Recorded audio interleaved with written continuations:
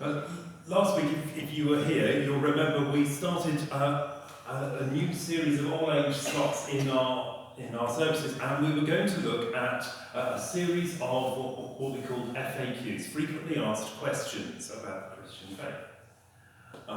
And each week we're going to look at a different one. And the idea is that as we do that, well, one thing it does is it builds up our understanding of God and the world. And if you like, it gives us a set of glasses to look at everything through. And one of the helpful ways for that is each week as we hear new ones, if we try and store those in our memory. So if you were here last week, I wonder if any of you can remember what our question was last week. And there are some celebrations if anyone can remember.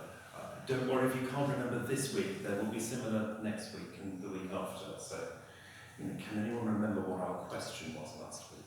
It's not what is the chief end of man. No, it's not. It's the wrong one, and I can't remember what the right one is. Not this one. No. I remember the answer. Oh, that's good. She's primed. She's primed. I thought I'd do the question first, but the answer is the key thing. So, next script, next slide. Okay. So our question, next one, right, that's is the that one. What is our only hope in life and death? So, can anyone remember the answer, or is it only Heather? I like half of it. Heather, what's our answer? I think it's something like God is trustworthy. Our answer, yeah, God is trustworthy. There's a we belong to God kind of bit in it, but there's more to it than that. There is. Right, do you want to put the next one up? And so we'll just put they are not our own, but belong to God. So, if I ask you, what is our only hope in life and death? Then what's the answer? What is our only hope in life and death? That we are not our own, but belong to God. Okay, let's try that again. What is our only hope in life and in death? That we are not our own, but belong to God. Great. We'll see you next week if you can remember Can you test us with the chocolates at the end of the service? Because I might remember now that I need to... Will that only work if the chocolates are involved? It would help. Okay. We can see, yes. Yeah, we can see at the end of the service if you can remember either that one or this week's. So let's click on to the next slide. I can't believe I remembered the wrong question. So this is our second question.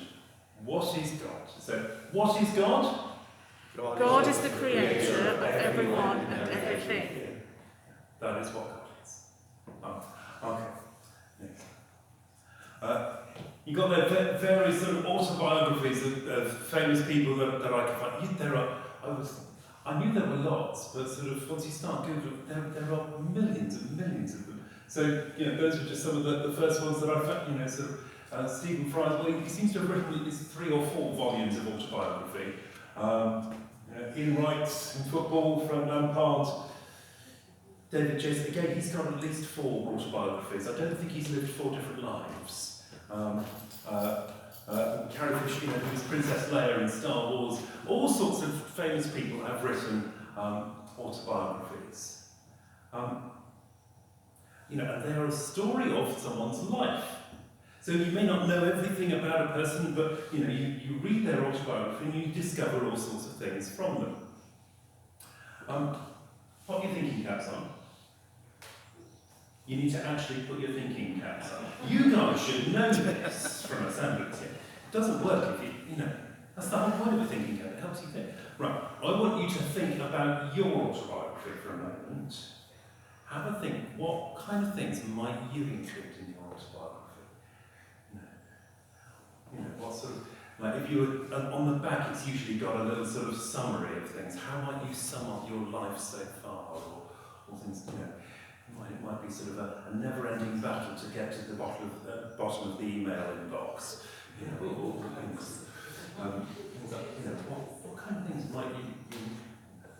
Cows and spreadsheets and life with a fantastic beard. Cows, spreadsheets and a beard, yeah. Okay.